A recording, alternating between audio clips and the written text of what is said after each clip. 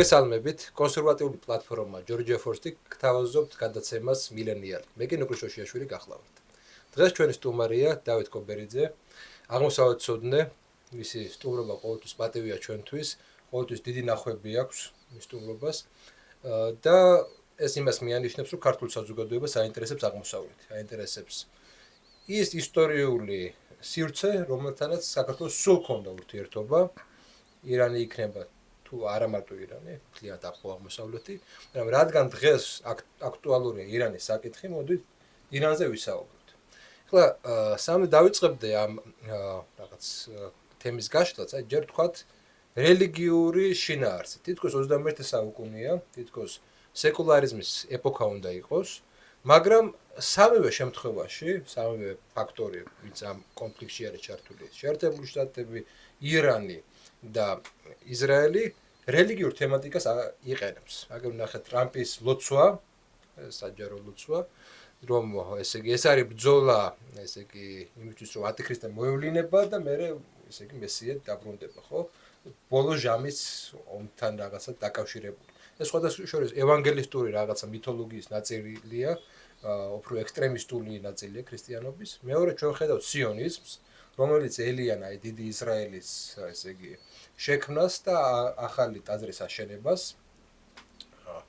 და იქაც სწორედ აი მესიას იდეა არის და ასევე ჩვენ ხედავთ, რა თქმა უნდა, შიიზმის ტრადიციულ ესე იგი მიმდინარეობას და სხვადასხვა ცნობით, ესე იგი ყოფილ ლიდერს ალი ხომეინს ნამდვილად ჯეროდა ეს არის პოლიტიკური ინსტრუმენტი, საუბარია ესე იგი მე-12 იმამზე. მოდი ჯერ დავიწყოთ რა რისი ჯერათ ირანელებს, რა არის ეს მე-12 იმამი, მაჰდი, ესე ვთქვათ და საერთოდ ეს სერიოზული რწმენა, ესე ვთქვათ, თუ ეს არის უბრალოდ აი ესეთი ფორმალური რწმენები, რასაც ქვია, ხო? კი ბატონო. მადლობა თქვენ რომ ინტერესდებით ამ საკითხებით. ზოგადად თქვენ სწორედ აღნიშნეთ ჩვენს მსმენელს მაყურებელს ზოგადად ჩვენს ქვეყანაში აინტერესებთ ეს თემატიკა. იმ დონეზე აინტერესებთ რომ ახლა ნახევრად ხუმრობის ვიტყვი, მაგრამ ყველა ხუმრობაში არის ხუმრობის რაღაც ნაწილი, ხო მართალია. საკმარისია რაღაც დონეზე დაიძაბოს ურთიერთობა რომელიმე ორ ქვეყანას შორის, ან ზოგადად სიტუაცია დაიძაბოს ახლო აღმოსავლეთში. მაშინვე ჩვენი ექსპერტების უმრავლესობა საქართველოში ჰოი საკვირველად აღმოჩნდებიან უცებ სერიოზული ექსპერტები ამ ახლო აღმოსავლეთ საკითხებში. ყველა ექსპერტი ან ირანისტია, ან არაბისტია, ან თურქოლოგია. ეხლა დარწმუნებული ვარ ღმერთმა დაიფაროს იაპონიასთან დაკავშირებით რაიმე პრობლემა რო წარმოიქმნას, იმ წუთას ყველა მათგანი გახდება იაპონისტი და დაიბრალებს რომ კი არ დაიბრალებს, რიხით განაცხადებს რომ ბავშვობიდან სწავლობს იაპონიას და ამ თემატიკას. ეხლა მე ძალიან კარგად მახსოვს, აი პირველი ნაბიჯები ისლამური სახელმწიფოს შექმნის სირიასა და ერაყში, როდესაც აბსოლუტურად არ ვაჭარბებ, გვარები შემიძლია დავასახელო, რასაც ახლა რა თქმა უნდა არ გავაკეთებ. ჩვენი ქართველი ჟურნალისტები ბჭყალებში მომღერლებს ეკითხებოდნენ, საკმაოდ ცნობილ მომღერლებს, რას ფიქრობთ ისლამური ხალიფატის თაობაზე და ისინიც სრული სერიოზულობით პასუხს სცემდნენ. ეხლა რაც შეეხება იმის საკითხის სერიოზულობას, რაც თქვენ ბრძანეთ, რელიგიური თემა, რა თქმა უნდა ეს ძალიან მე ვფიქრობ გადამწყვეტი ფაქტორია. მე არ შემიძლია ზუსტად მოგახსენოთ ამერიკის შეერთებული შტატების დღევანდელი პრეზიდენტის იმ იდეოლოგიაზე ზუსტად რასაც ის მიყვება, ეს მოჩვენებითია რაღაც რა თქმა უნდა პიარია ეს, რა თქმა უნდა პიარ როდის იყო ახლა დონალდ ტრამპი რაღაც რელიგიური მოღვაწე ან მისდევდა ამას. მე ერთადერთი პრეზიდენტი ვიცი, მე ეს იყო ჯიმი კარტერი, რომელიც ძალიან ღრმად იყო რელიგიაში, არა მარტო ჩახედული, არამედ მოღვაწეობდა ამ თემატიკაში. სხვა მე არავინ მახსენდება მე-20 საუკუნეში, ანუ მანამდე არ ვიცი ახლა ვინ რას აკეთებდა. ამერიკელები მარკეტოლოგიურად უყურებენ მაგ საკითხს. თავისთავად, ისევ როგორც ყველაფერს, რა თქმა უნდა. ეხლა რაც შეეხება ისრაელის ლიდერშიპს და კერძოდ ბენიამინ ნეთანიაჰუს, აი დაახლოებით იგივე შეგვიძლია ვთქვათ ამ კაცზეც. ამას წინ გავრცელდა სწორედ ნეთანიაჰუს ცნობილი ეს ვიდეო, YouTube მოიცვა ამან და Facebook-ი, სადაც ცნობილი რაბინი ეუბნება, რომ ეს ტაძარი უნდა აშენდეს და თქვენ რა შვებით აჩქარებთ მას? ბევრი საუბრობს, ყოველ შემთხვევაში თვითონ ნეთანიაჰუს იმ პარტიას მიეკუთვნება, რომელიც ამ რელიგიურ თემატიკას აქტიურობს თვითონ. და შეიძლება ითქვას, რომ თავს შორს არ არის ის წარმოდგენა, რომ მას მართლა ჯერა ამის და ამ წარმოდგენის მიხედვით, სიონისტური წარმოდგენის მიხედვით, უნდა შეიქმნას დიდი ისრაელი, ესე ვთქვათ, სადაც უნდა აშენდეს ტაძარი, სადაც მოვა მესია, მათი მესია. და ეს ახლა ის მნიშვნელოვანი რწმენაა მათი, ხო? რა თქმა უნდა. ჩვენ არ უნდა დაგვაუწყოს, რომ ისრაელი გარკვეულწილად რელიგიური სახელმწიფოა. თავისი უამრავი მიმდინარეობით იუდაიზმში და ასე შემდეგ. მაგრამ არ ვამბობ, რომ ეს მთლიანად რელიგიური სახელმწიფოა, როგორც ირანი, ვთქვათ, მაგრამ გარკვეულწილად რელიგიური სახელმწიფოა და ბენიამინ ნეთანიაჰუს ძალიან ჭირდება მხარდაჭერა თავისი მოსახლეობის. ძალიან ჭირდება ეს, იმიტომ რომ მას თლად კარგად ვერ ქონდა საქმეები, იგივე ღაზას სექტორამდეც, ღაზას სექტორთან დაკავშირებული ბოლო ამბები ბამდეც ვერ ქონდა კარგად საქმე, ელექტორატიდან გამომდინარე პრობლემებს გულისხმობ მე. შემდეგ ღაზას სექტორში მიმდინარე მოვლენებმა არამხოლოდ ბენიამინ ნეთანიაჰუს, არამედ ზოგადად ისრაელის სახელმწიფოს ავტორიტეტი ცოტა შეარყია გარკვეულ წრეებში. შეგვიძლია ამაზეც ვისაუბროთ, ეს რამდენად სამართლიანი იყო, უსამართლო იყო, რას უკავშირდებოდა ეს და ასე შემდეგ. და თანაც ჩვენ არც ერთი წამით არ უნდა დაგვაუწყდეს, რომ ჩვენ საუბრობთ ახლო აღმოსავლეთზე, ჩვენ ჩრდილოეთ ევროპაზე არ საუბრობთ ახლა, ხო? ეს არის ახლო აღმოსავლეთ თავისი სპეციფიკით. ეხლა მივადექით მესამე შემადგენელს, ხო, ამ სამეულის, ამერიკის შეერთებული შტატები, ისრაელის სახელმწიფო და ირანის ისლამური რესპუბლიკა. აი, ირანის ისლამურ რესპუბლიკაში, რომლის ოფიციალური სახელმწიფო რელიგია არის შიიზმი და ეს კონსტიტუციაში უწერიათ მათ, სახელმწიფოს სულიერი ლიდერი ვერ გახდება ადამიანი, აი რაჰბარს რომ უწოდებენ, თუ არ არის შიიტური ისლამის მიმდევარი. თქო, სუნიტი ვერასოდეს ვერ გახდება იქ არსებული კონსტიტუციით. არასოდეს ესეთი ნათქვამია. ცოტა ცუდი ნათქვამია. კაცმა არ იცის ვინ რა და სა. ყოველ შემთხვევაში არსებული კანონმდებლობით მხოლოდ შიიტი. მხოლოდ შიიტი მუსლიმი შეიძლება გახდეს და იქ კიდე რამდენიმე კომპონენტი რაც უნდა აკმაყოფილებდეს ეს ლიდერობისთვის განწირული ადამიანი. ხო და შიიზმის იმ მიმდინარეობას, რასაც დღევანდელ ირანში შიიტები მისდევენ, შიიზმში სხვა მიმართულებებიც არის. ამას არაბულად ითნა აშარია ეწოდება, ანუ 12-იანელები. ეს 12 იმამს გულისხმობს. 12 იმამს გულისხმობს და ეს 12 იმამი ჯერ არ გამოჩენილა, ის უნდა გამოჩნდეს. ოდა ესე იგი აუხსნათ, ვინც შეიძლება ბევრმა არ იცოდეს ეს. 622 წელს რომ გარდაიცვალა მუჰამედი, დაიწყო იქ გარკვეულწილად მემკვიდრე რადგან არ ყავდა. დაიწყო განხეთქილება. ეს განხეთქილება დაკავშირებული იყო ვინ უნდა ყოფილიყო და როგორ უნდა აერჩიათ შემდეგი ხალიფა. ძირითადი განსხვავება ის არის, რომ ესე იგი სუნიტებს თვლიდნენ, რომ ეს უნდა ყოფილიყო არჩევითი, ხოლო შიიტები თვლიდნენ, რომ ეს უნდა ყოფილიყო უშუალოდ წინასწარმეტყველის, ესე იგი ალის, მუჰამედის, ესე იგი მემკვიდრეები. ეს ალი იყო თან ესე იგი სიძე და თან ესე იგი ბიძაშვილი, ხო, ორივე ერთდროულად. და ესე იგი 680 წელს ხდება ის ცნობილი ბრძოლა, რომლის დროსაც პრინციპში შიიტები მარცხდებიან და შიიტები ხდებიან გარკვეულწილად ესეთი შევიწროებული ჯგუფი ამ სამყაროში. დიახ. მითი რომ არსებობს ესე იგი 12 იმამი, რომელიც იყო ბავშვი, ხო? რომელიც გაქრა, ის უნდა დაბრუნდეს ესე იგი მეორედ მოსვლის. ბოლო ჟამის წინ და ამას ელოდებიან, ხო? ესე ვთქვათ. იქ კიდე როგორც ვიცი არის კიდე განსხვავება, მე ძალიან ზედაპირულად ვამბობ, საუბრობ, მინდა რომ მე თქვენ გაშალოთ ეგ საკითხი. იქ არის თავი განსხვავება არის ის, რომ შიიტები თვლიან, რომ ესე იგი არსებობს იმის გარდა, რომ ესე იგი ეზოთერული შინაარსი არსებობს შარიათის, ხო? ანუ მას ჭირდება გარკვეული ინტერპრეტაციული სისტემა, და ასე შემდეგ და ასე შემდეგ, ხოლო სუნიტები ფიქრობენ, რომ ეს ზედაპირზე არის ეგ შარიათი და როგორც წერია, ეს უნდა მოიქცეთ. და ამიტომ იქ შეიქმნა რაღაც კლერიკალური ელემენტები შემოვიდა შიზმში, ხოლო სუნისში ესე არ არის. ესე არის, როგორც თქვი თუ არის კიდე რაღაც კი ბატონო. ეს უბრალოდ ჩვენ სწორედ აღნიშნეთ თქვენ ამის გაშლა არის შესაძლებელი რომ კიდევ უფრო გაუადვილოთ ჩვენს მაყურებელს და მსმენელს იმ საკითხის აღქმა, რასაც ყოველდღიურად კითხულობენ, რა ვიცი, ჩემი ახლობლები, მეც მეკითხებიან, თქვენს გეკითხებიან, რა განსხვავება ბოლო-ბოლო ამ შიზსა და სუნის შორის აგვიხსენით. აი, სწორედ აღნიშნეთ თქვენ მუჰამედის სიკვდილის შემდეგ 622 წელს დადგა საკითხი მისი მემკვიდრის თაობაზე. მუჰამედს არ დაუბარებია თუ ვინ უნდა ყოფილიყო ეს და ძალიან ბევრი ადამიანი ფიქრობდა რომ ეს უნდა ყოფილიყო ზუსტად ეს ალი იბნ აბუ ტალიბი რომელიც იყო მუჰამედის ალალი ბიძაშვილი.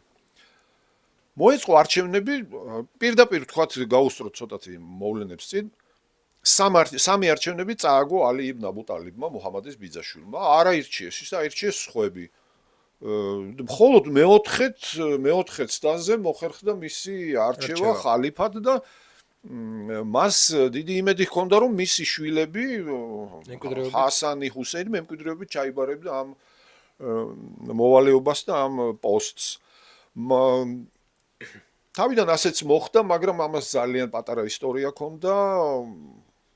მისი შვილები დაიღუპნენ განსაკუთრებული მე სუნიტებიც კი აღნიშნავდნენ რომ აი ჰუსეინთან დაკავშირებით ცოტა ზედმეტი მოგვივიდა ძალიან მეტი სიმკაცრე მოგვივიდა იმიტომ რომ აი ოჯახების ამოწყვეტამდე მივიდა საქმე ის და დიდი წამების შედეგად გარდაიცვალა ეს კაცი და ამის შედეგია ის რიტუალი შაჰსეი ვაჰსეის რომ უწოდებენ შაჰსეი ვაჰსე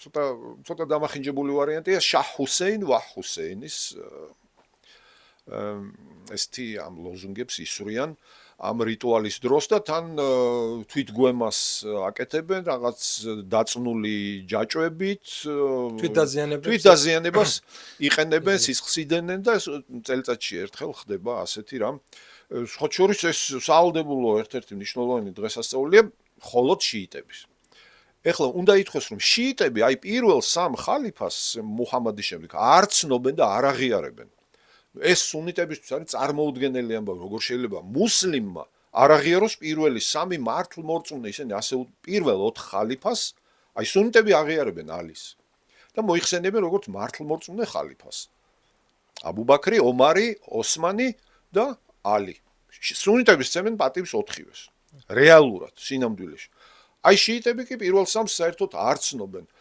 ეს გარდა სხვა უამრავი საკითხისა არის ერთ-ერთი ფუნდამენტური საკითხი, რომ რაშიც შიიტები და სუნიტები ვერასოდეს ვერ მორიგდებიან და ვერ შერიგდებიან. ძალაუფლებრივი სტრუქტურის საკითხია ეგ. სტრუქტურის საკითხი აქედან მოდის ყველაფერი, რა თქმა უნდა, იმიტომ რომ მაშინ დაიწყო ეს ყველაფერი დაიწყო მაშინ და როგორ შეიძლება აი სუნიტების მუსლიმი, რომელიც არ ცნობს და პატივს არ სცემს პირველ სამ ხალიფას, ის მუსლიმი არ არის. და ამის შედეგად რას ვიღებთ ჩვენ? თავიდან რომ დავანებოთ შუა საუკუნეების ისტორიას, როდესაც ერთმანეთს კი არ ებრძოდნენ და კი არ ხოცავდნენ, ჟუჟავდნენ ესენი უბრალოდ ერთმანეთს დაუნდობლად. აი ჩვენს თანამედროვე, ჩვენი თანამედროვეა პრაქტიკულად ხო, რამდენი წელია გასული მის შემდეგ, რაც ერაყსა და სირიაში შეიქმნა ისლამური სახელმწიფო. იგილს რომ უწოდებენ, აისისს უწოდებენ და კიდევ სხვა სახელებსაც. პირველ რიგში ისინი ებრძოდნენ შიიტებს. და შიიტებს ხოცავდნენ. იმიტომ რომ ითვლება რომ მათ ქადაგება მოისმინეს თავის დროზე ისლამის, მათ ყურანი აქვთ, მაგრამ ეს ისლამი მათ თავისებურად ესმით, არასწორად ესმით, იმდენად არასწორად რომ ისინი უნდა განადგურდნენ. ამიტომ ეს მძლავრი დაპირისპირებაა მათ შორის. თუმცა აქ ერთი უცნაური ამბავიც ხდებოდა ისლამური სახელმწიფოს ფუნქციონირების დროს. ეხლაც ფუნქციონირებს. მე მინდა რომ ჩვენმა მაყურებელმა იცოდეს. ისლამური სახელმწიფო არსად არ გამქრალა, ის უბრალოდ რაღაც ტერიტორიები დაკარგეს და იმხელა ტერიტორიებს ვეღარ აკონტროლებენ. ისლამური სახელმწიფოს მებრძოლები თორემ სირიის ტერიტორიაზე, ერაყშიც არის რაღაც გარკვეული ზონები, სადაც ისინი არიან და მათი მომხრეების რაოდენობა იზრდება და ეს ძალიან დიდი პრობლემაა და არა მხოლოდ ახლო აღმოსავლეთის. ეს სოფლიო პრობლემად გადაიქცევა ძალიან მალე თუ არ მიეხედა ამ საკითხს, ისევე როგორც საკაცობრიო დონეზე იქცა პრობლემად 2014 წლიდან მოყოლებული რამდენიმე წლის განმავლობაში. შეიძლება გითხრათ, გასაგებია შუა საუკუნოვანი რაღაც ისტორიის ნაწილია, მაგრამ ჩვენ ახლა ვიმყოფებით 21 საუკუნეში. ჩვენ ვიმყოფებით იმ პერიოდში, როდესაც მეტნაკლებად სეკულარიზაცია სახელმწიფოებრივი დონეზე არა, მაგრამ საზოგადოება, კულტურული საზოგადოება, სპარსული საზოგადოება, ირანული საზოგადოება მიიჩნევა ერთ-ერთ კულტურულ საზოგადოებად, ხო? შესანიშნავი ფილმები აქვთ, შესანიშნავი ლიტერატურა აქვთ, შესანიშნავი კულტურული ესე იგი არტეფაქტები აქვთ და ასე შემდეგ და ასე შემდეგ. აი დღეს, როდესაც აი ესე დგას საკითხი. აი რაში აინტერესებდათ ჩვეულებრივ ირანელებს ზოგადად აი ეს საგარეო პოლიტიკა, რაც აწარმოებდა ირანი, კონკრეტულად ისრაელთან მიმართებაში. მე ყოველთვის ეგ შეკითხვა მაქვს, რომ ყველაზე საინტერესო საკითხი ეგ არის. გასაგებია შიიტების და სუნიტების კონფლიქტი, მაშინ იქ ახლოს ერაყში იმოქმედე, ხო? ერაყია შენთან ყველაზე ახლოს, სადაც საკმაოდ დიდი რაოდენობით ცხოვრობს, ესე იგი შიიტი, უმეტესობა. ხო? და შეგიძლია სწორედ მან დგა, ხო? მით უმეტეს ამერიკელები გავიდნენ მაგ ტერიტორიიდან და შეგეძლო იქ გემოქმედე. რა გინდა, როდესაც ირანი ხარ ისრაელში? კი ბატონო. ეს საკითხი, რაც თქვენ წამოწიეთ წინ, არის ძალიან მნიშვნელოვანი საკითხი. რა ესაქმება სად ირანი და სად ისრაელის სახელმწიფო, ხო? ერთ შეხედვით რამდენიმე სახელმწიფოა მათ შორის. ირგვლივ რა პრობლემები არა აქვს, შიიტებს პრობლემების მეტი რა აქვს. ავღანეთში ძალიან ცუდ დღეში ყავთ შიიტები. პაკისტანში ძალიან ცუდ დღეში ყავთ შიიტები. ბაჰრეინში სადაც მოსახლეობის უმრავლესობა ასევე შიიტია, მაგრამ სუნიტური მმართველობაა იქ. ერაყში სხვა სიტუაცია, ერაყში ძალიან დიდი გავლენები აქვს ირანს და ეს გარკვეული ძალების დამსახურებაა, მაგრამ ამას თავი დავამბობთ. ეხლა რა ესაქმება ირანს იმ სახელმწიფოსთან, რომელსაც ისრაელი ჰქვია. ეს არის პალესტინის საკითხი. აი პალესტინასთან რა ესაქმება ახლა? ძალიან უყვართ რაღაც რელიგიური კავშირები აქვთ? არა აქვთ კავშირები. პალესტინელი მუსლიმები არიან სუნიტები, რომლებსაც გულზე არ ეხატებათ შიიტები. საერთოდ არ უყვართ და პირიქით ძულთ ისევე როგორც ყველა სხვა სუნიტს. სხვა სენტიმენტები აქვთ, რომ აი რა შეიძლება ქონდა, აი აქ არის ძაღლისთავი დამარხული ზუსტად. აიათოლა ხომეინის ხელისუფლებაში მოსვლისთანავე, ანუ 79 წლის დასაწყისიდანვე, პირველივე თვეებიდანვე, მან გამოაცხადა თავისი მანამდეც ჰქონდა ეს გაცხადებული გარკვეული ნაბიჯები, რის გაკეთებას აპირებდა და ზუსტად ამიტოა საკვირველი როგორ დაუშვეს გარკვეულმა ძალებმა, გარკვეულმა ცუდი სიტყვა, კონკრეტულმა ძალებმა მისი მოხვედრა თეირანში, ჩარტერული რეისით პარიზი თეირანში. აი როგორ დაუშვეს, როგორ გააკეთეს ეს? მაშინ დასავლური ინტელექტუალები უჭერდნენ მხარს. იმიტომ რომ თulidan ეს რელიგიური რა უნდა დააშაოს ამან, იქ შაჰია, დესპოტია, ტირანია. ეს ჩავა იქ მეჩეთში დაждდება და ილოცებს ხო? რა შეიძლება გააფუჭოს ახლა აიათოლამ, თუნდაც დიდი აიათოლა ერქვას მას. აი რა შეიძლება გააფუჭოს? აი რა ხდება და კიდევ ბევრი რამ რაც არ იცის ჩვენმა მსმენელმა და მაყურებელმა. მისი მიზანი იყო მთლიანად ისლამური სამყაროს ლიდერობა. მთლიანად, არა მხოლოდ შიიტური სამყაროს ლიდერი იყო. მაგრამ შიიტური სამყარო გაცილებით მცირეა სუნიტურ სამყაროსთან შედარებით. 12 თუ 13%-ია მთლიანად სამყაროში. კი, დაახლოებით. და ეს ძალიან კარგად იცოდა აიათოლა ხომეინიმ და მისმა მემკვიდრემ აიათოლა ხამენეიმ.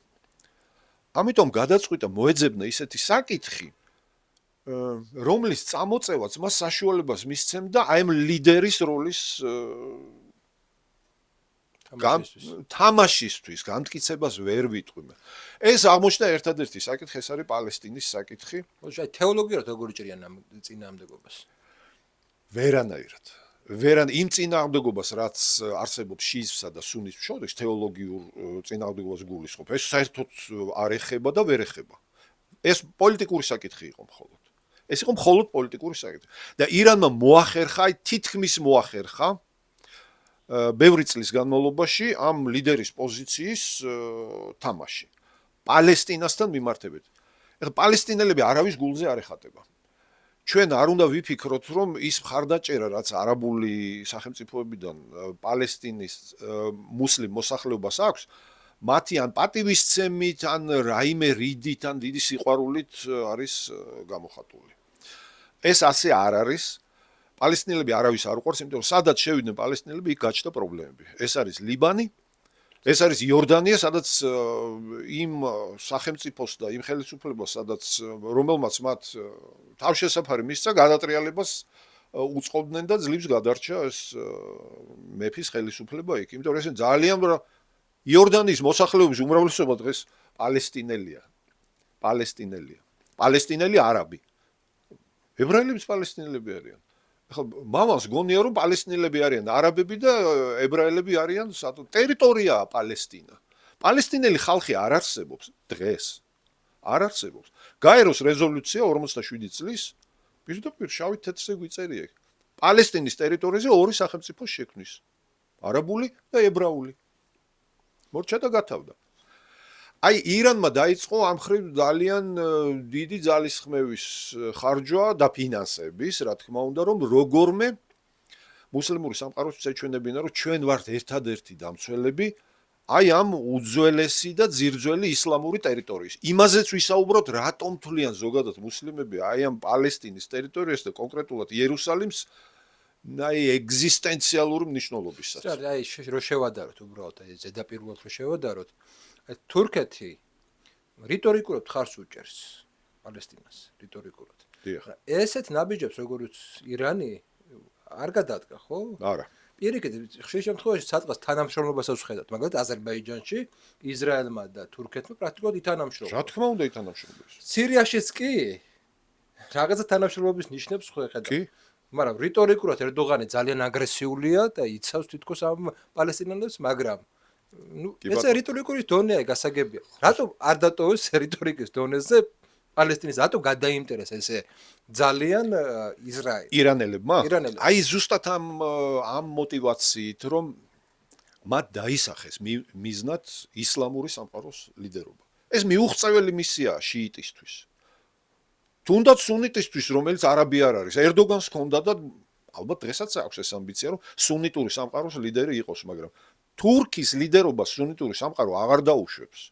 ეს გამორიცხულია. ეს არის ერთადერთი საკითხი პალესტინის საკითხი, რომელიც ირანის ისლამურმა რესპუბლიკამ დაიხვია ხელზე და ცდილობს ამით წარმოაჩინოს თავი როგორც ლიდერი ზოგადად მუსლიმური სამყაროსი. არა მხოლოდ შიიტების, სადაც მას ეს როლი მორგებული აქვს ისედაც, არამედ სუნიტური სამყაროს ლიდერადაც კი. იმიტომ რომ ისინი ებრძვიან ოკუპაციურ რეჟიმს, რომელსაც ისრაელი ჰქვია და რომელსაც დაპყრობილი აქვს მუსლიმებისთვის წმინდა ქალაქი იერუსალიმი. ოდნავ მოგვიანებით ამაზეც ვისაუბროთ, იმიტომ რომ ძალიან საინტერესო საკითხია, რატომ არის მუსლიმი ადამიანისთვის და ზოგადად ისლამისთვის იერუსალიმი ამ დონეზე მნიშვნელოვანი მოდი ბარემ თქვა მე ჩვენთვის გასაგებია რომ თვითონ სიონიზმისთვის რატომ არის ეს აქ თქმული მიწა გასაგებია ქრისტიანებისთვის რატომაც არის იმიტომ რომ ეს არის იქს ჯვარზე გააკრეს ეს არის წმინდა მიწა შუა საუკუნეებში სწორედ ამიტომ წმინდა მიწის გამო ჯვაროსნული ლაშქრობები ეწყობოდა მაგრამ ისლამი წარმოიშვა არაბეთის ნახევარკუნძულზე გასაგებია რომ მექა და მედინა უნდა იყოს ეს რატომ იერუსალიმი რატომ იერუსალიმი? შეიძლება ჩვენი მაყურებლისთვის ახალი იყოს, რასაც ახლა მე და თქვენ ვიყვით, მაგრამ აი ეს ტერმინი, აი თვითონ ტერმინი არ იქნება ახლა. ყიბლა არსებობს ესეთი ტერმინი. ეს არის მიმართულება მლოცველი მუსლიმისთვის. ნებისმიერ წერტილში, სადაც მუსლიმი იმყოფება და მოვა ჟამი ლოცვისა, დღეში 5 ჯერ, მან თავი უნდა მიმართოს მექასკენ. და ეს არის ეგრეთ წოდებული ყიბლა. მეჩეთების ისე აჩენებული რომ რა თქმა უნდა იყურებოდეს მაგრამ ყველა საინტერესო ის არის რომ ყოველთვის ესე არ ყოფილა პირველი ყიბლა იყო იერუსალიმი ისლამში და მეჩეთები მიმართული იყო იერუსალიმისკენ და კიდევ უფრო საინტერესო რაც არის იმ გეოგრაფიული წერტილისკენ, რომელსაც პეტრა ჰქვია. ცნობილი რატომ პეტრა ისე ვთქვა. ხო, აი ეს აბსოლუტურად გაურკვეველი საკითხია, მაგრამ ფაქტია, რომ პირველი მეჩეთები, რომელიც არაბეთის ნახევარკუნძულის გარეთ იქნა აგებული, მექასკენ სულაც არ იყურებოდა ეს მეჩეთები. და პირველი ყიბლა იყო იერუსალიმის მიმართულებით. შემდეგ ყურანი ასწავლის მუსლიმებს იმას, რომ ალაჰის განკარგულებით და ნებით ყიბლა ეს პირდაპირ ყურანშია. ყიბლა შეიცვალა და ეხლა იქნება არა იერუსალიმში, არამედ მექაში. და ამის შემდეგ უკვე თითქმის 14 საუკუნეა თითქმის. ყიბლა არის ქალაქი მექა, დღევანდელი საუდის არაბეთის ტერიტორიაზე. ეხლა რატომ აქვს ასეთი სენტიმენტები იერუსალიმის მიმართ?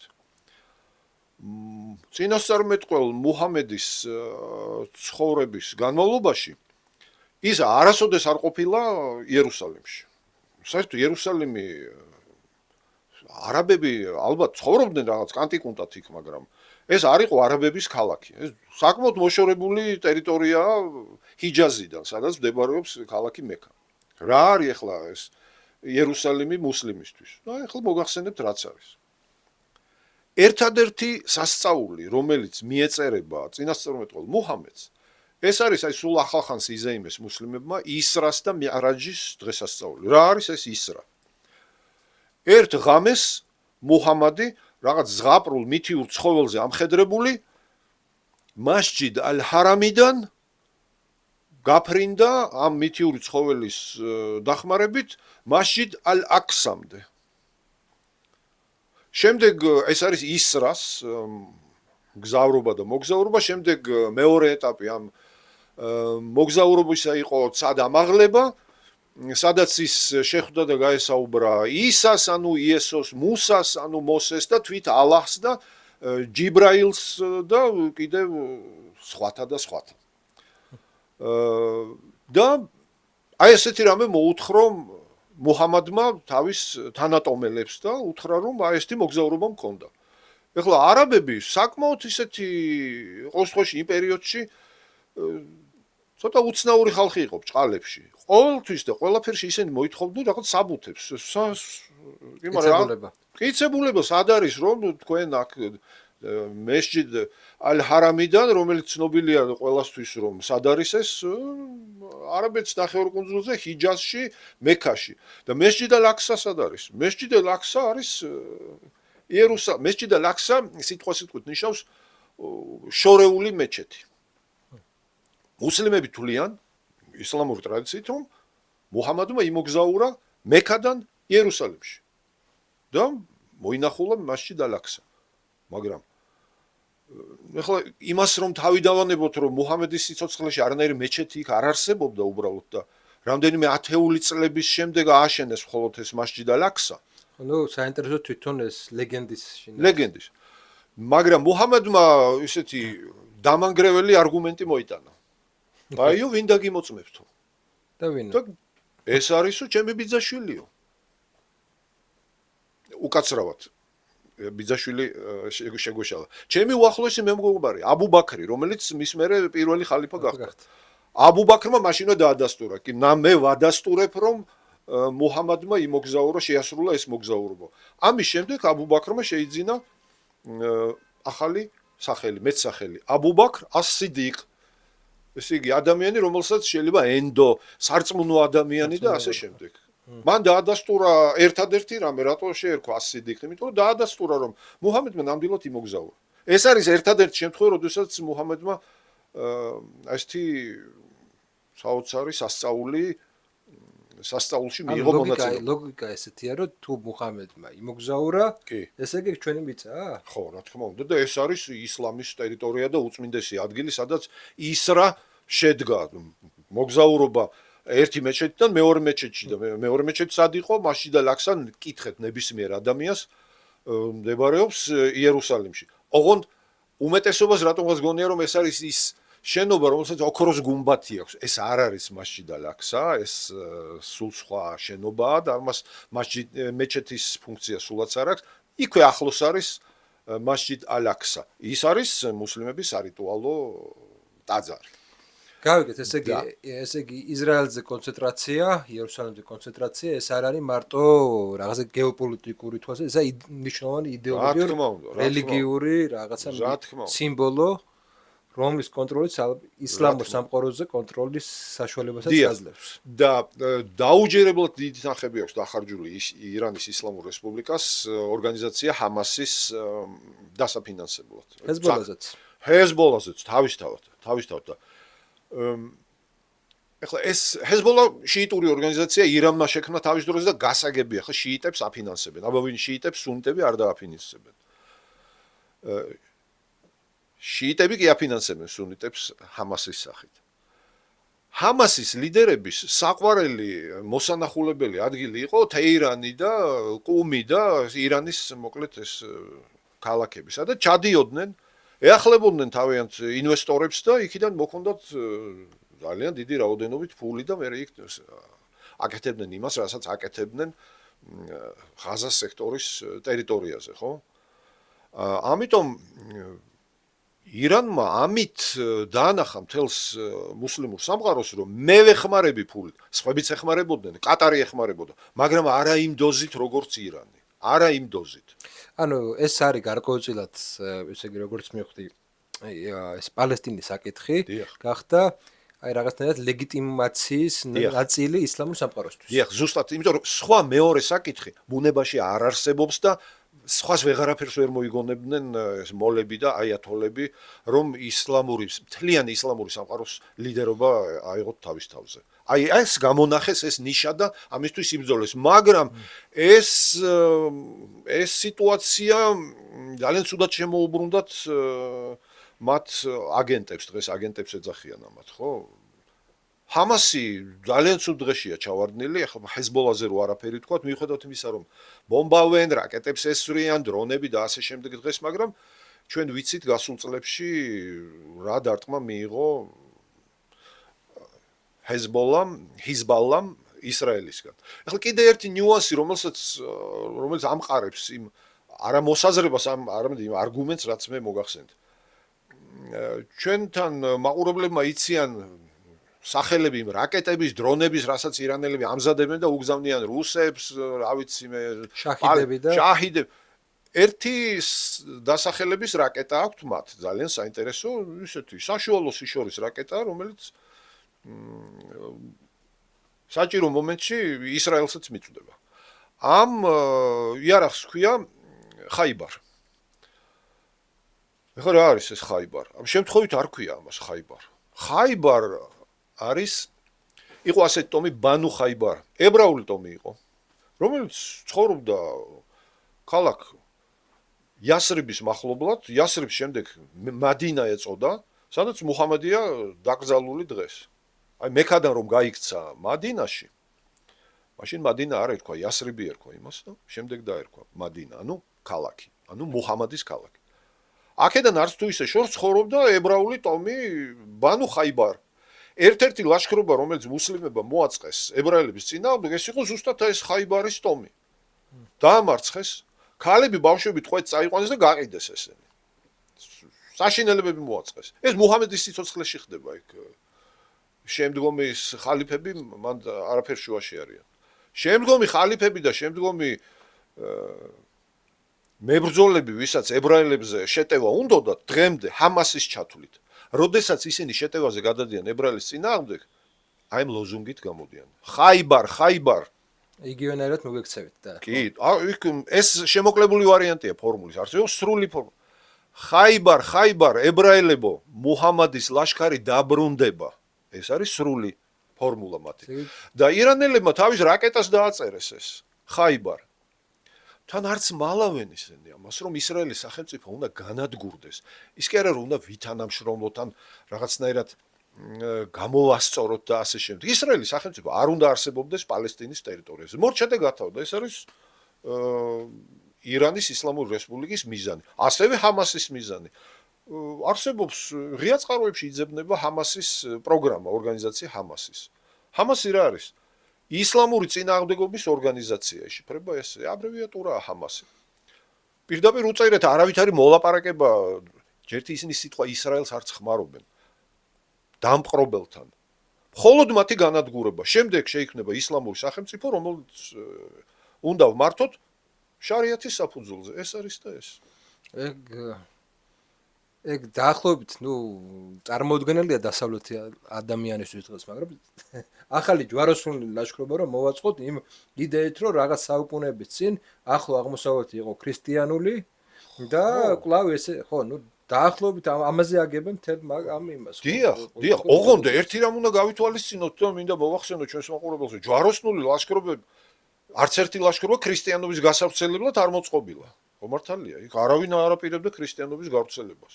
და სხვა შორის არც ერთი ებრაელი არ მინახავს, მე და არც გამიგია, რომელიც პროზელიტიზმის ქადაგებს და გაგიგიათ ვინმე ხვლით ხელში ებრაელი, რომელიც ამ იუდაიზმი უნდა მიიღო და ასე შემდეგ. ეს რამე არ არსებობს ბუნებაში. გავარკვიეთ ახლა ეს იდეოლოგიური ნაწილი. ეს მნიშვნელოვანია ამ კონფლიქტის გასაგებად. პირველი ნაწილი, ახლა გადავიდეთ უშუალოდ უკვე პოლიტიკაზე. ყველაზე მეტად რაც მაინტერესებს არის ის, რომ თვითონ ორგანიზება, ძალიან საინტერესო ორგანიზება ლიდერი მოკლეს. ვენესუელას ამბავის ემთხვევა, იმიტომ რომ ჯერ ვენესუელაში განახორციელა შეერთებულ შტატებმა ინტერვენცია, ლიდერი მოიტაცა და პრაქტიკულად კაპიტულაცია მოახდინა ვენესუელის, იმიტომ რომ რეჟიმი კი დატოვა, მაგრამ ეს რეჟიმი უკვე ამერიკული თამაშის წესებით მოქმედებს. მეც მეგონა რომ აქ რაღაცა მსგავს აპირებდნენ. ხედავ ჩვენ არა მარტო ერთი ლიდერის, არამედ ძალიან ბევრი ლიდერის სამხედრო იქნება თუ პოლიტიკური სრული სიმართლე ლიკვიდაციას. მაგრამ ისეთი ორგანიზაციაა ეს, რომ ომს არ წყვეტს პირიქით. აი ეს ფენომენი მაინტერესებს, რა ფენომენია. ეს ფენომენი შეგვიძლია ძალიან მოკლედ დავახასიათოთ და შეგვიძლია ცლადაც ვისაუბროთ. ახლა ვენესუელაში მსგავსი არაფერი მომხდარა. ირანის შემთხვევაში საერთოდ ისლამში რელიგია და პოლიტიკა განუყოფელია, ვიცით ეს ძალიან კარგად, ხო? ეს არ არის ქრისტიანობა, სადაც ოფიციალურად გაყოფილია და მათი ერთიანობა არ არსებობს და ქრისტიანობა ამას არ აღიარებს არასოდეს. ისლამში სულ სხვანაირად არის საქმე. აი ეს სულიერი ლიდერი, გარდა იმისა, რომ არაჩვეულებრივი აიათოლები ბევრნი არიან ირანში, ეს ერთ-ერთი უმაღლესი წოდება სასულიერო შიიზმში, ის არის დიდი აიათოლა. დიდი აიათოლა კიდევ არის რამდენი, მაგრამ ეს არის რაჰბარი, ეგრეთ წოდებული. დაახლოებით ესე იგი ძალიან უხეშად რო ვთქვა. ანუ ქრისტიანობის ეპისკოპოსი და პატრიარქი, ესეთი აი ესე უნდა განვიხილოთ ეს საკითხი. კი, აი დაახლოებით ეს რანჟირების წესით, აი ესე გამოდის ეს. და ყველა ამ საკითხს არეგულირებს ძალიან დახვეწილი ფორმით შედგენილი ირანის ისლამური რესპუბლიკის კონსტიტუცია. არსებობს მეორე ვარიანტიც, რადგან შეიძლება დასავლეთმა და ისრაელმა, ამ შემთხვევაში შეერთებულ შტატებმა და ისრაელმა ითამაშოს, ეს არის ის რომ ირანი ჭრელია. ირანი ძალიან ეთნიკურად ძალიან ჭრელია, არსებობს დიდი ქურთული დასახლებები, არსებობს ეგრეთ წოდებული სამხრეთ აზერბაიჯანი, არსებობს ავღანელები ცხოვრობენ და არსებობს ასევე რელიგიური უმცირესობები. სუნიტები ცხოვრობენ. სუნიტები. საკმაოდ ანუ არსებობს ამ საზოგადოებაში რაღაც ესეთი ნაწილი, რომელიც შეიძლება გამოიყენო ირანის წინააღმდეგ, ესე ვთქვათ. აი შემთხვევითი არ არის, რომ აზერბაიჯანმაც, ესე იგი, მოიყვანათ საკუთარი ჯარები მზადყოფნაში, ხო?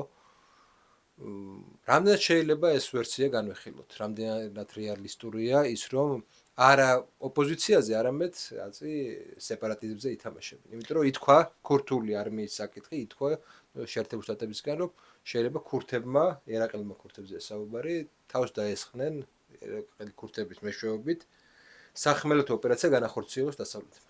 ყველაზე ხშირად ქურთების სახელი ისმოდა ხოლმე. ბევრი მიზეზი აქვს ამას.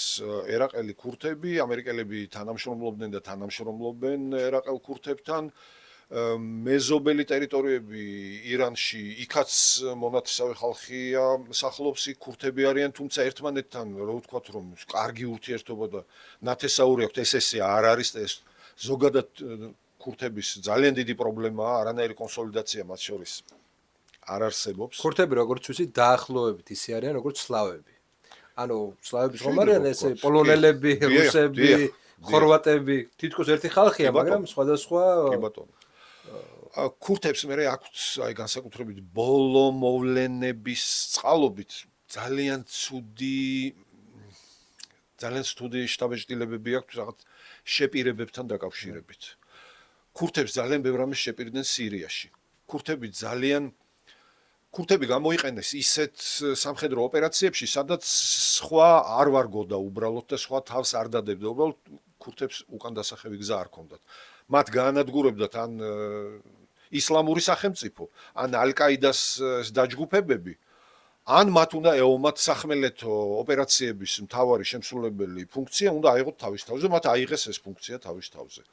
და ამის შედეგად ისინი საკმაოდ დიდ ტერიტორიებს აკონტროლებდნენ სირიაში, საკმაოდ დიდ ტერიტორიებს. ეს ის ტერიტორიებია, სადაც არის ნავთობი, გაზი და ბუნებრივი სიმდიდრეები. მაგრამ თურქეთის ფაქტორის გამოჩნდა. თურქეთის ფაქტორი გამოჩნდა, იმიტომ რომ იქ ამერიკულმა ფაქტორმა არ იმუშაო ბოლომდე. მათმა შეპირებამ არ იმუშაო ბოლომდე, მათ არ დაიცვეს და გავიხსენოთ, როდესაც ეს შარაგზის ყაჩაღი ალ-ჯულანი მოვიდა ხელისუფლებაში, პირველი დაესხა თავს, რა თქმა უნდა, ეს მოსალოდნელი იყო და ასეც მოხდა ალავიტებს. ძალიან ბევრი დახოცა და სისხლის მდინარეები ადინა იქ. მერე წავიდა და დრუზებს ეომა და იქაც არ დააკლო და შემდეგ ვინ დარჩა სხვა ქრისტიანი იქ 7 კაცი დადის პირობითად სირიაში, როცა სირია ქრისტიანული ქვეყანა იყო თავის დროზე. დარჩნენ ქურთები. ქურთებთან კი გააფორმეს ხელშეკრულება ურთიერთ თავდაუსხმელობას და ასე შემდეგ, მაგრამ ესეთი შეთანხმებები ურთიერთ თავდაუსხმელობაზე მოკითხვა რიბენტროპს და მოლოტოვს ძალიან ცუდად თავდება ხოლმე, ხო? კი, ხელის მოწერა ყველაზე ადვილია. ანუ ნაკლებად სავარაუდოა, რომ ნაკლებად სავარაუდოა და საერთოდ არ არის სავარაუდო, რომ ქურთები რაღაც ეფემერულ მიზნებს გამოეკიდებიან იქ და სახელმწიფოში ძალიან კარგად იციან, რომ არავინ არ შეექმნებინებს სახელმწიფოს. და რაც შეეხება ერაყელ ქურთებს, მათ გააჩნიათ ავტონომია. ეს ბარზანების ოჯახის ძალიან დიდი დამსახურებაა. ძალიან საინტერესო ხალხია, იყო და არის. და სერიოზული შემოსავლები აქვს მათ ლიდერებს. ძალიან კარგად ცხოვრობენ, ძალიან მნიშვნელოვანი ნავთობის საბადოები ერაყში, ზუსტად ქურთისტანის ავტონომიის ტერიტორიაზეა. მე მათ გვერდზე ესეთი მეზობელი ყავთ, რომელსაც ქურთების ოდნავი გაძლიერება და წინ წამოწევა მათთვის ეგზისტენციალური პრობლემაა. ეს თურქეთის რესპუბლიკაა, ხო? თურქები ამას არ დაუშვებენ არავითარ შემთხვევაში. რომ იქ რაღაც ვიღაცას გაუშვდეს იმის ილუზია, რომ მოდი მე აქ ჯერ აქ შევქმნი სახელმწიფოს სრულ ფასოვანს და მე იქნებ აი თურქეთში მაცხოვრებელმა ჩვენმა თანამოძმეებმაც მოგბაძონ და ასე შემდეგ. მაშინ დაიშლება თურქეთი და თურქები ამას ყოველ შემთხვევაში ამ ეტაპზე სანამ ერდოღანია, სანამ თურქეთის სახელმწიფოს გააჩნია ის ძალა, რაც გააჩნია დღეს, ამას არ დაუშვებენ. და მათი კატეგორიული მოთხოვნა იქნება და ჩვენ ხო არ ვიცით რას თხოვენ და რას მოითხოვენ ამერიკის შეერთებული შტატებისგან, ხო? თურქული ფაქტორის არ გაძლიერება. ეს არის მათთვის აიწითელი ჭინჭი. ერაყელი ქურთები გასაგებია. ირანელი ქურთები? ირანელ ქურთებს მიუხედავად იმისა, რომ გარკვეულ პერიოდში რაღაც სახელმწიფოებრიობის მსგავსი ჩანასახი ჰქონდათ 10 წლეულების წინ, მათაც ძალიან კარგად იციან, რომ გამარჯვების შანსი ძალიან მცირე აქვთ. და დამარცხების შემთხვევაში განადგურების შანსი ძალიან მაღალი აქვთ. მათ იციან ვისთან აქვთ საქმე. იგივე აზერბაიჯანული ხა აზერბაიჯანელები სულაც არ ოცნებობენ იმაზე, რომ გამოეყონ ირანის ისლამურ რესპუბლიკას და შეუერთდნენ ჰეიდარ ალიევის შთამომავლობას და აზერბაიჯანის რესპუბლიკაში იცხოვრონ. პირიქით იმათ შემოერთებას კი ოცნებობს ძალიან ბევრი აზერბაიჯანელი, ძალიან ბევრი ირანის აზერბაიჯანში. არის კიდევ აქ საკითხი სუნიტების, რომლებსაც ძალიან ჩაგრავენ და ყოველთვის ჩაგრავდნენ შიიტი ირანელები, სპარსები, ყოველთვის ჩაგრავდნენ, დაუნდობლად ექცეოდნენ. მათაც ძალის სიმცირის და სიმწირის გამო ნულოვანი შანსები გააჩნიათ. მხარდაჭერა ესეთი ხელშესახები არა აქვს და ვერ ექნებათ. იგივე ბელუჯებზე არის ხოლმე ლაპარაკი, ბელუჯებს მოკავშირეთ თითქოს წესით, აი მეზობელი პაკისტანი აგერ თითქმის 300 მილიონიანი ქვეყანა დაუშვებს იმას, რომ საკუთარ სახელმწიფოში სეპარატიზმი გაღვივდეს, არ დაუშვებს არავითარ შემთხვევაში. ამიტომ შეება კიდე ერთი მომენტი ბუდუჩი, ეს ავღანეთი. ეხლა ავღანეთი შეიარაღებულია ამ წამს. ძალიან შეიარაღებულია. ავღანელები ცხოვრობენ ირანის ტერიტორიაზეც. ტერიტორიული ესაც არის პრეტენზიების მეტნაკლებად ეკონომიკურიც ძალიან ბევრი სახის პრეტენზიები აქვს ერთმანეთთან. ირანს და ავღანეთს. აქამდე ირანის სიძლიერე აჩერებდა ამ მომენტს, ეხლა იბომბება ირანი, სუსტდება ირანი. არის ის შანსი, რომ ეს ომი დაიწყოს? ირან ავღანეთის პარალელურად. არა, ეს ძალიან ნაკლებ სავარაუდოა, იმიტომ რომ ის საომარი მოქმედებები სულ რამდენიმე დღის წინ შეჩერდა. არა მოისპო, არამედ შეჩერდა, რომელიც ავღანეთსა და პაკისტანს შორის მიმდინარეობდა. ესეთი რამ ჩემის აზრით გამორიცხულია, რომ შეტევაზე გადადის ავღანეთი. ისე აღწერეთ ეს სიტუაცია, რომ ცოტა არ იყოს დაუმარცხებლად გამოყავთ ირანი. ირანი? ხო, აი ესე აღწერეთ. არა, ირანი არ არის დაუმარცხებელი, ირანი არ იქნებოდა დაუმარცხებელი და შეიძლება არც იყოს დაუმარცხებელი, თუ ირანის წინააღმდეგ მომზადებულია ის ოპერაცია, რაც მიმდინარეობს ახლა ძალიან კარგად გათვლილი და რაღაც მომენტში ამერიკის შეერთებულმა შტატებმა, არა ისრაელმა. ისრაელი არ გაჩერდება არც ერთ შემთხვევაში. ერთადერთი შემთხვევა ისრაელის გაჩერების. ეს არის თუ ამერიკის შეერთებული შტატები გამოვიდა ამ კონფლიქტიდან, ან რაღაცნაირად აიძულეს ისრაელი.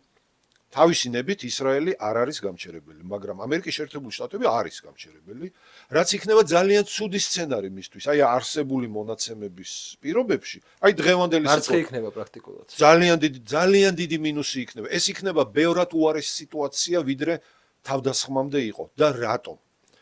ირანელები ახლა მუსირებს აზრი, რომ აიათოლა ხამენეის ფეთვა გამოუწია, რომ ჩვენ არასოდეს არ დავამზადებთ ბირთვულ იარაღს და არ გვჭირდება ეს, ჩვენ გვინდა მხოლოდ ელექტროენერგიის მისაღებად. რაც არის აი წმინდა შიიტური და არა მხოლოდ შიიტური ესეთი თეორია ტყუილის, რომელსაც თაკია ეწოდება. მტერი უნდა მოატყუო, აბა რა უნდა ხან, მტერს სიმართლე რატომ უნდა ელაპარაკო?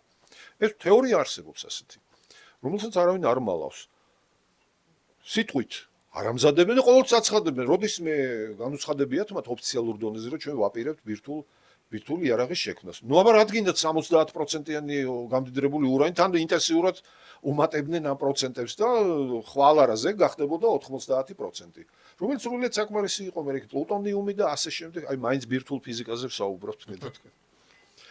ამიტომ იქ არანაირი მშვიდობიან ატომზე არ არის ლაპარაკი და არც იქნებოდა ლაპარაკი. თუ დამთავრდა დღეს, ნუ ან ხვალ კიდე დაბომბეს ძალიან მაგრად კიდე წავიდა მოლაპარაკებები და გაფორმდა სამშვიდობო შეთანხმება, რომ ირანი აღარ გააგრძელებს რაღაც სხვადასხვა პროგრამას. მაინც გააგრძელებენ. იმიტომ რომ ირანს საშუალება იქნება მსოფლიო საზოგადოების რაღაც ყურადღების აი მოდუნების ფონზე და მათი კეთილგანწყობის ფონზე, იმიტომ რომ ჩვენთანაც კი უამრავი მომხრე გაუჩნდა ირანს, იმიტომ რომ ქალაქები იბომბება, ხალხი იღუპება. კი, მაგრამ ეს დალოცვილი ირანი თავისი 79 წლიდან მოყოლებული აიათოლების მთელი პერიოდი ისრაელის სახელმწიფოს განადგურებით რო ემუქრება და რო ახორციელებს კიდე ამას, ხო, ჰამასის ხელით, ჰიზბალას ხელით, ჰუსიტების ხელით. უკანასკნელმა ღაზის ამბებმა სოფლიო დასავლეთი კონკრეტულად ანტისემიტურად განაცხეს. კი, ეს ფაქტია. ისტორიულ მაქსიმუმზე არის ანტიებრაული განწყობები ამერიკის შეერთებულ შტატებში, რაც აქამდე არასდროს არ ყოფილა. ესეა. და აი ამ ფონზე, აი ამ დაპირისპირების ფონზე გამოჩნდა კიდევ ერთი მნიშვნელოვანი რაღაც, რომ თლად ისეთი დაცული ისრაელი არ არის როგორც ვეგონა. დიახ. და ერთი პარადოქსი გამოჩნდა, რომ იმის მიუხედავად, რომ ტექნოლოგიურად უფრო ძლიერია დასავლეთი და ისრაელი მათ შორის. უფრო ძვირი უჯდება ომი, ვიდრე ირანს. ჭურვებთან დაკავშირებით იყო ეს პრობლემა, რომ ესე იგი შაჰიდების თვითონ მგონი $40,000 არის თუ არა 40,000 არ არის 9 მილიონიანი, მაგრამ მაგას ახვედრებენ უფრო ძვირიან რაკეტებს. შესაბამისად, ესეთი გაცვლა თუ იქნება ინტენსიური, ბევრი ექსპერტი საუბრობდა იმაზე, რომ შეიძლება იმის მიუხედავად, რომ ტექნოლოგიურად განვითარებულია, ვერ დაეციოს მაგ იმას. საქმე იმაშია, რომ ამერიკის შეერთებული შტატების გააჩნია იმის საშუალება, რომ უფრო ძვირიანი იარაღით დიდხანს იომოს. აი ირანს მაგის რესურსები რამდენად აქვს გამოჩნდება. თან ირანმა დაუშვა ძალიან მძიმე შეცდომა. მიუხედავად იმისა, რომ მის მეზობელ ქვეყნებში, არაბულ ქვეყნებში ამერიკის სამხედრო ბაზებია განლაგებული, ყველა ქვეყანაში, რომელიც ესაზღვრება სპარსეთის ყურეს, ხო? ჩამოთვალოთ თუ გნებავთ დაწყებული გაერთიანებული არაბული საამიროები და კუვეიტით დამთავრებული ყველგან არის ამერიკული მძლავრი სამხედრო. იორდანიასაც კი დაარტყა. იორდანიასაც კი დაარტყა. მე არ ვიტყვი რომ სამუდამოდ, მაგრამ ამით დაადასტურა ის შიშები, რაც ამ რეჟიმებს ამ ქვეყნებში ჰქონდათ, რომ ადრე თუ გვიან ჩვენ ირანი დაგვარტყამს. და ამას ყოველთვის აწვეთებდნენ მათ ამერიკელები, რომ თქვენ ირანი დაგარტყამთ. და ამას მეორე მხარეც აქვს, რომ ესე იგი ამერიკული ბაზები არ არის უსაფრთხოების გარანტია. პირიქით, თავდასხმის ობიექტები ხვდებით. ამაზე დაიწერა უკვე და სრული უსაფრთხოების გარანტია ვერ იქნება იარაღი გამორიცხული. და თან ირანის პოზიციაც მართალია თქვენი ბაზები და თქვენი ტერიტორიიდან მემესხმიან. ანუ ეს ლოგიკა ეს ლეგიტიმური ის არის, რა ქვია. როდესაც პრეზიდენტმა პეზეშკიანმა ბოდიში მოიხადა, არ ვიცი მე ხალხ ზუსტი ტექსტი მე თარგმანი წავიკითხე, არ ვიცი იქ როგორ იყო ორიგინალში, მაგრამ რაღაც ბოდიშის ნოტები იკითხებოდა იქ მოლბოდიშა თავის არაბ მეზობლებს, რომ დაბომბვების გამო. აღიარა რომ ჩვენ ამას აღარ გავაკეთებთ. იმ შემთხვევაში თუ თქვენი ბაზები არ იქნება გამოყენებული ჩვენს წინააღმდეგ და ეთყობა ეს ბაზები, ეთყობა რა, იყენებენ ამ ბაზებს ამერიკელები, ყველანაირად იყენებენ, რომ გააგრძელონ ეს შეტევები. ამიტომ ეს დღესაც გრძელდებოდა ეს თავდასხმები. აგერ აბუ-დაბიში კაცი გარდაიცვალა, დუბაიზე, ქალაქ დუბაიზე იყო თავდასხმები და საუდის არაბეთს ბომბავენ და ასე შემდეგ. ყველაზე ცუდი სცენარი იქნება თუ ტრამპს უცებ მობეზდა ეს ყველაფერი და თქვა რომ დავამთავრე მე ომი. აი მე რა იქნება. ეს საკითხი უნდა გადაიჭრას რაღაცნაირად. ოღონ როგორ მე მქონდა იმედი რომ გაერთიანებულ შტაბებში ამერიკის შეერთებულ შტატებში იცოდნენ და გათვლილი ჰქონდათ, მაგრამ წინა გამოცდილები კარნახობდა მე ამერიკის შეერთებული შტატების მოღვაწეობის ახლო აღმოსავლეთში. რაც არაფერი არ იცოდნენ, რა იცოდნენ, რა ლიბიის მოვლენები გათვალეს, ეგვიპტის გათვალეს, სირიის გათვალეს. შარშადელი თავდასხმისგან განსხვავებით, შარშანაც იყო ირანზე შეტევა. რა განსხვავება დღეს? ანუ რატომ ვერ მაშინ ხო პრინციპში გამარჯვებულივით გამოვიდა შეერთებული შტატები. ნუ ბომბი ვერ მიაღწია მაშინაც ვერაფერს, მაგრამ ნუ ესეთი იმეჯი იყო, რომ აი ნახე ესენი ვერაფერს ვერ აკეთებდნენ და წერტილოვანი დარტყმები მიაყენეს, ამათ ბევრი სამხედრო გენერალი გაუნადგურეს, ობიექტი გაუნადგურეს. ეხლა რატომ არ იქნება ეს? მე არ ვამბობ არ იქნება და ძალიან ცუდი იქნება თუ ეს იქნება ეს უცაბედი შეწყვეტა საომარი მოქმედებების. და ისევ ესე გაუთვლელი, მაშინაც გაუთვლელი იყო შედეგი. ესე იგი საომარი მოქმედებები იწყება, რაღაც მიზანი ხომ უნდა იყოს დასახული, რაღაც მინიმუმი, რაღაც მაქსიმუმი. ეხლა ჩანს მაქსიმუმი რა მიზანია, ხო? რეჟიმის შეცვლა. სამი მიზანია. პირველი, ესე იგი ბირთვული პროგრამის შეჩერება, მეორე ისრაელის აღიარება და რეჟიმის შეცვლა. ირანის მიერ ისრაელის აღიარება და რეჟიმის შეცვლა. ნუ ტრამპმა ესე განაცხადა, არ ვიცი ეხლა ეს რეალური მიზანი და დეკლარირებული ხო ორი სხვა, მაგრამ ყოველ შემთხვევაში ორი ზუსტად ვიცით, ეს არის ბირთვული პროგრამა უნდა შეჭერდეს. რეალურ მიზანს ის არ იტყვის არასოდეს. ხო მართალია. არ და ეს ხელის გულზე დევს. ირანის რეჟიმი უნდა შეიცვალოს. ირანმა უნდა შეიცვალოს მიმართულება, ვექტორები უნდა შეიცვალოს. სხვანაირად აზრი არ ქონდა არც ამ დაბომბეს, არანაირი აზრი არ ქონდა. რატო თუ ეკონომიკურად აღარ იქნება თავი რომ იმას ისინი და ჰეზბოლა აღიდგენენ ამას. ირანი ძალიან ძლავრი რესურსების მქონე ქვეყანაა. ირანს თუ მოუხსნეს ის სანქციები, აი სამშვიდობო ხელშეკრულების შედეგად, რომელიც უნდა გაფორმდეს, ხო, დამთავრდა ომი, სანქციები უნდა მოეხსნას ირანს. იმპულსი შოვნიან ისე. კარგით, აი მოდით აი ესე შევხედოთ გეოპოლიტიკურადაც. მარტო ირანი არ არის. რა თქმა უნდა. არსებობს დიდი მოთამაშეები, მათ შორის ჩინეთი, ჩინეთისთვის ეს საერთოდ მნიშვნელოვანი რეგიონია. და ჩინური ტანკერები დღემდე შედიან იქ და ამერიკაც კი არაჩერებს. ვინ დაბომბავს ამ ტანკერს, ვინ შეაფერხებს? ეს ერთი მეორე ესა რუსეთი. იმიტომ რუსეთთან აქვს რაღაც ხელშეკრულება სამხედრო თანამშრომლობაზე. თანამშრომლობენ კიდეც. თანამშრომლობენ კიდეც უკრაინაში გამოჩნდა ეს შაჰიდები დიახ. და რას იზამოთ თქვენ ეს ორი დიდი სახელმწიფო? თუ კი ომი გაგრძელდა. ჩვენ უნდა გავიხსენოთ რამდენიმე მნიშვნელოვანი ფაქტორი, რომელიც აი წინა წლებში მუშაობდა და ეხლაც მუშაობს. ჩინეთს განხორციელებული აქვს ირანში გრანდიოზული საინვესტიციო გეგმა. არაერთი ასეული მილიარდი დოლარი აქვს ჩადებული ირანის ეკონომიკაში. ჩინეთის რესპუბლიკას. ძირითადად როგორი პროექტები იყო იგი? აი ეს ნავთობზე ლაპარაკი ინფრასტრუქტურა და აი ირანელებმა როგორ გამოიყენეს ეს მათი პრობლემაა, მათ შეღავათიან ფასებში, გარკვეულ ფასებში, წლების განმავლობაში უნდა მიიღოთ ნავთობი და იღებენ კიდეც ამას.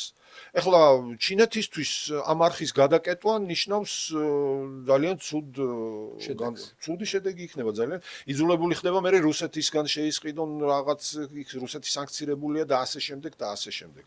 ამიტომ ჩინეთისთვის ძალიან მნიშვნელოვანი ქვეყანაა ირანი, ძალიან მნიშვნელოვანი ქვეყანაა.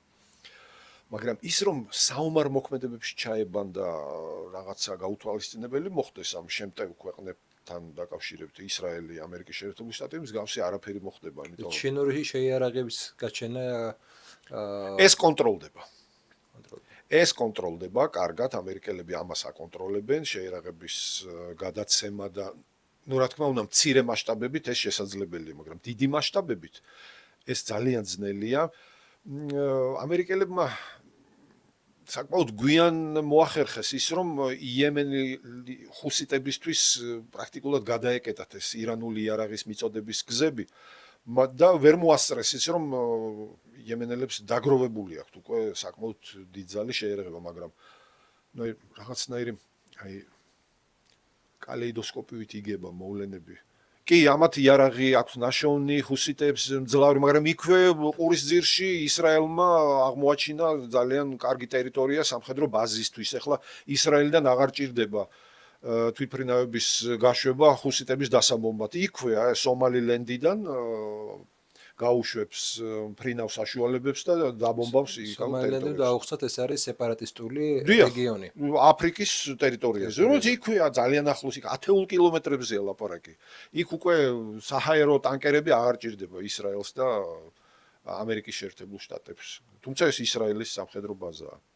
ხოლოდ რუსეთის ჩარევა ესე ღიად არ მოხდება. მე ლავროვმა ისეთი განცხადებები გააკეთა საკმაოდ.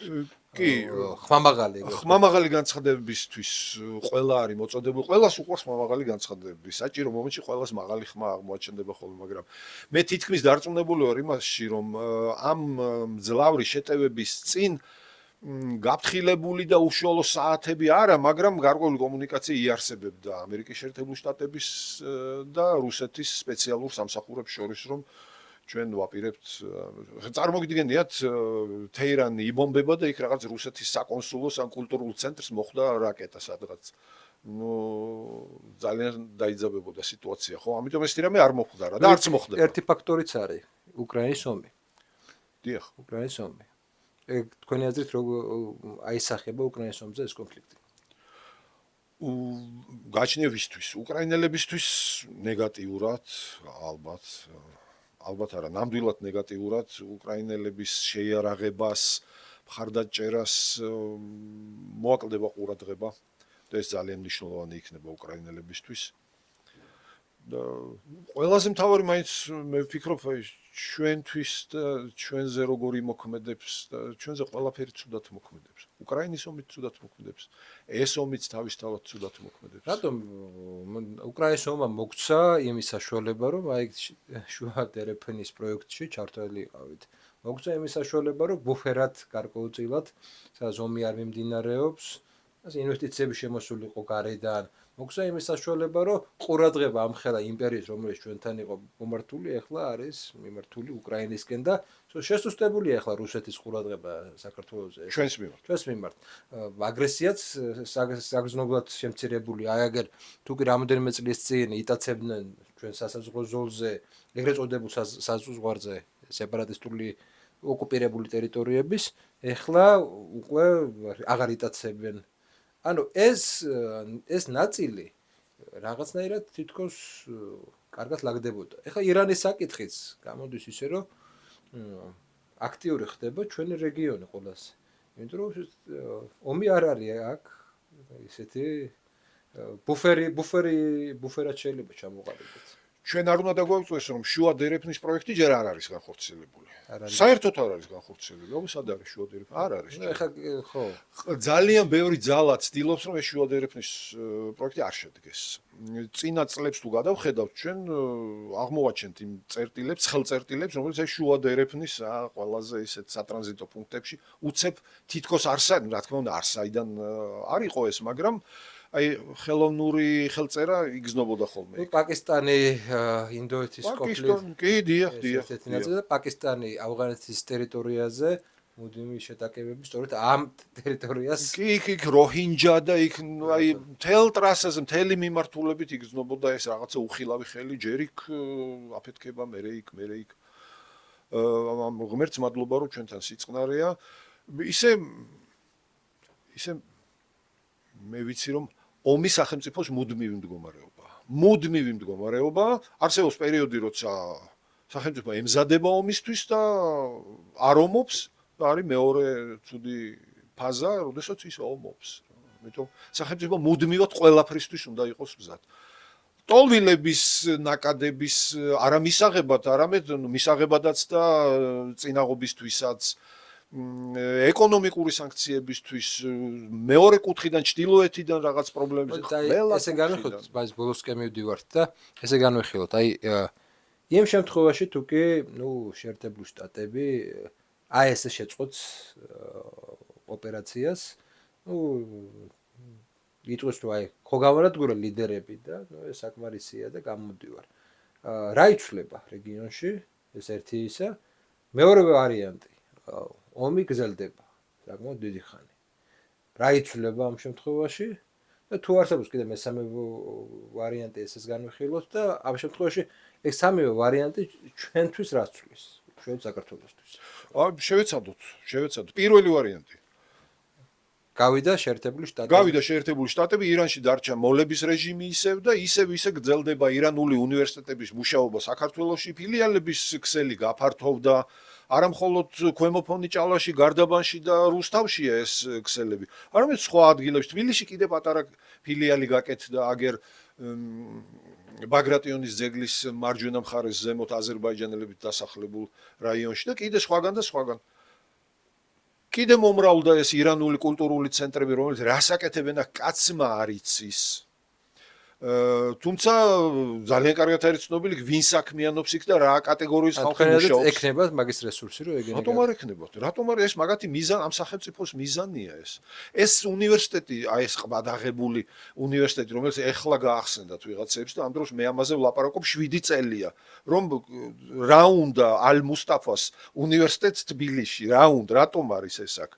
ვარქმევდი კონკრეტულ სახელს და ეხლაც შემიძლია თქვა რას აკეთებს ეს ორგანიზაცია აქ. ეს ორგანიზაცია ქმნის პარალელურ საზოგადოებას საქართველოში.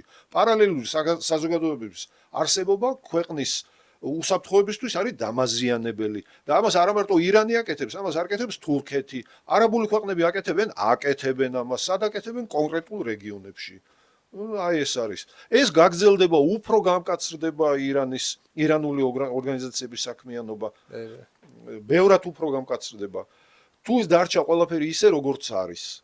სხვა სცენარით ჩემთვის დღეს მე ვერ ვხედავ, რომ იქ რაღაც მოლების ხელისუფლება იმდენად დაასუსტეს, რომ მათ გავლენა აღარ აქვს სახელმწიფო. ხანგრძლივი ომი იწვევს აი ამ ორმუზის სრუტის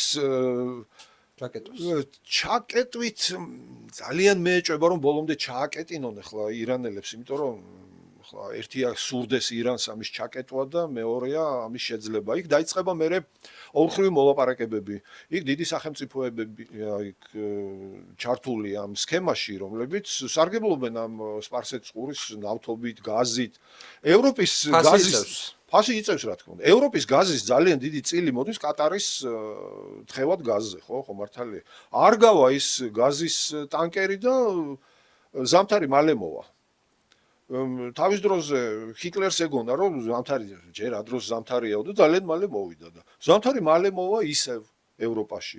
და ის გაზი რომ გახდება გაორმაგებული ფასის, შეიძლება გასამაგებულიც, მერე მოუწევთ მოლაპარაკება ვიღაცებთან, რომ აი ჩვენი ტანკერები იქნებ გავატაროთ და რაღაც.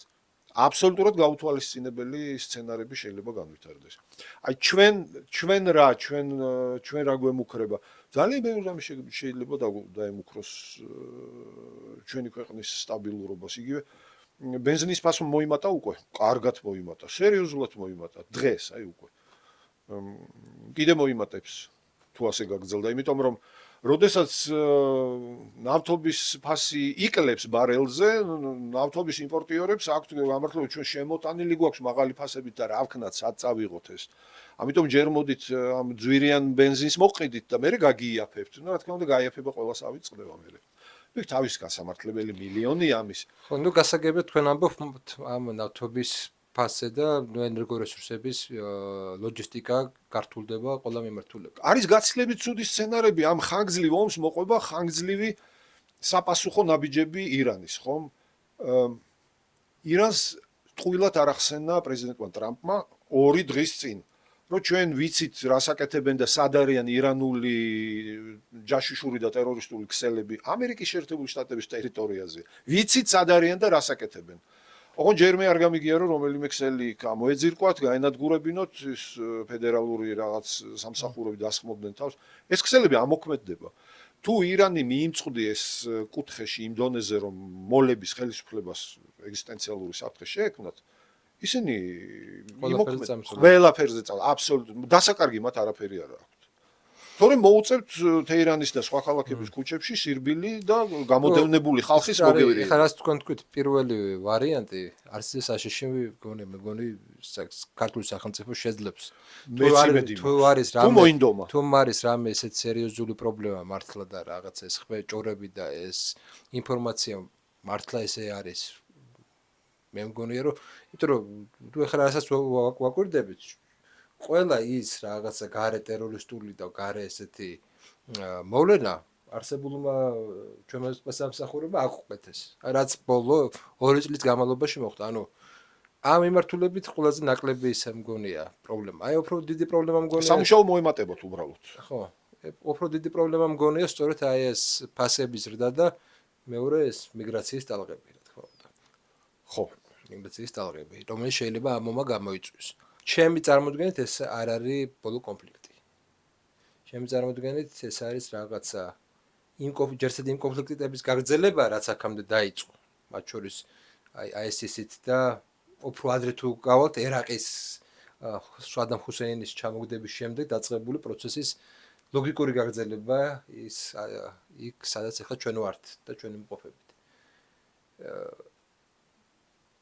გველოდება თუ არა დიდი კონფლიქტები, მთელი სერია, როგორ გქონიათ? იცით, ჩვენთვის მცირე კონფლიქტიც დიდი კონფლიქტია. ჩვენი სახელმწიფოსთვის ძალიან არასასურველი სცენარია აი ეს ერთი შეხედვით მინი კონფლიქტების წარმოშობა, რომელიც აუცილებლად წარმოიშობა ახლო აღმოსავლეთში, იქ არაფერი არ არის მოგვარებული, საერთოდ არაფერი არ არის მოგვარებული. აი რამდენიმე დღის წინ გენერალმა პეტრეუსმა თავის ინტერვიუში ცნობილი გენერალი, რომელიც მონაწილეობდა ერაყის ომებში და ასე შემდეგ, თქვა, რომ დიდი სისულელე გვაქვს გაკეთებული ერაყში, ხო. სუნიტები, რომლებიც იყვნენ ხელისუფლების სათავეში სადამ ჰუსეინის მეთაურობით, გამოვყარეთ ქუჩაში დავტოვეთ, როგორ გავაკეთეთო ესო? ეხლა გაახსენდა. რატომღაც გვიან მოდიან ხოლმე გონს, რომ რაღაცა არასწორად გააკეთეს. აი მისი მეშინია რომ დასავლეთის პოლიტიკა ჩავარდება. რაღაცა არ აქვს გათვლილი. ირანში რომ არ აქვს გათვლილი ბოლომდე, ხო, ამხელა რაოდენობის სპეცსამსახურების პატრონი ქვეყანა, ხო იქ? ორივე ხელის თითები არ ეყოფა იმ ძლავრი სპეცსამსახურების ჩამოთვლას, რომელიც ამერიკის შეერთებულ შტატებში მუშაობს. ძალიან ძლავრებზეა ლაპარაკი, თორე საშუალო დონის კიდე ბევრი ყავთ. ნუ თუ არ იყო გათვლილი შედეგები მოკლევადიან პერსპექტივაში, საშუალოვადიან პერსპექტივაში, რა შეიძლება მომხდარიყო, რა წინააღმდეგობა დახვდებოდათ, რა შეერაღება დახვდებოდათ. რა ვიცი, ნახოთ, აი ძველი გამოცდილება მეუბნება, რომ შეიძლება არ ქონდათ გათვლილი ბოლომდე და რაღაც ირანელების რაღაც აი უცებ გატეხვის იმედი ქონდათ? არ ვიცი. ეს ძალიან ცუდი სცენარი იქნება, თუ ესე მოხდა და გაუთვლელი ნაბიჯების მომსწრე გავხდებით. მე ჯერჯერობით ამას ესე ვხედავ. მოკლედ მოგწონს თუ არ მოგწონს ისლამურ სამყაროსთან მოგვიწევს ურთიერთობა. რა თქმა უნდა. მოგვიწევს აქტიური ურთიერთობა, იმიტომ რომ იქ ყალიბდება რაღაც ძალები, ანგარიშ გასაწევი ძალები. დიახ.